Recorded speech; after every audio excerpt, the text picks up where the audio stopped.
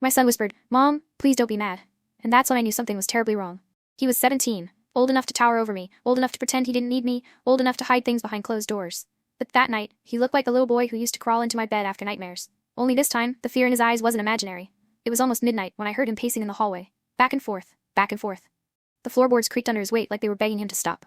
I opened my door to tell him to go to bed, but the moment he saw me, he froze. "Mom," he said, voice thin, "please don't be mad." My heart dropped. What happened? He tried to speak, but his throat closed around the words. His hands were shaking. I guided him into the kitchen, the only room that still felt steady. He sat down at the table and pressed his palms to his eyes like he was trying to block out the whole world. "Just tell me," I whispered. He pulled out his phone with trembling fingers, turned it toward me, and there it was. A photo of him, altered, twisted, turned into something disgusting and cruel. Someone had posted it publicly, tagged his school, shared it until it spread like wildfire. The comments were worse, mocking, vulgar, merciless.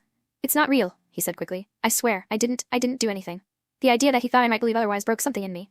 "I know," I said immediately. "I know it's not real." His breath shook, relief crashing over him so hard he hunched forward, elbows on his knees. But the relief didn't last. "There's more," he whispered. He opened his messages, hundreds of them, threats, taunts, screenshots, people he'd known since kindergarten telling him to disappear, to kill himself, to stop embarrassing everyone. My hands clenched without me meaning to. "Why didn't you tell me sooner?" I asked softly. He swallowed hard. I thought if I ignored it, it would stop. And then today a teacher pulled me aside and asked if the rumors were true. I didn't know what to do. I didn't know who to believe. I didn't even know if I should come home. That last sentence stabbed straight through me.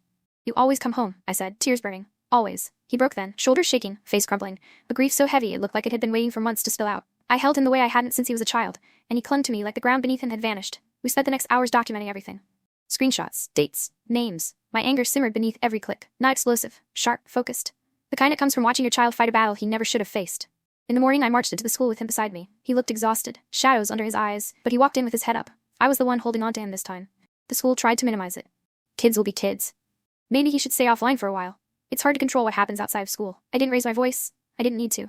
I laid every screenshot on the table like evidence in a trial. I named every student involved. I looked the principal in the eye and said, "If you do nothing, I will." That changed the tone very quickly. But the real turning point came a week later. I found him sitting on the porch after school, staring at the sunset like he wasn't sure if he belonged in the world anymore. I sat next to him, silent. After a while, he said quietly, "I thought everyone hated me. I thought I was alone."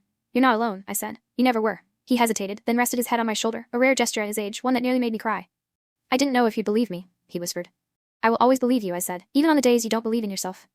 The healing wasn't fast. Some nights he still flinched when his phone buzzed. Some days he joked too loudly, trying to hide the hurt. But there was progress, small, steady, almost invisible, unless you were looking for it. And I was looking. The hate eventually died down. The posts were removed. Consequences were handed out. But what stayed, for both of us, was the lesson no parent wants to learn. Sometimes the world can tear into your child so quietly that you don't notice until they're bleeding.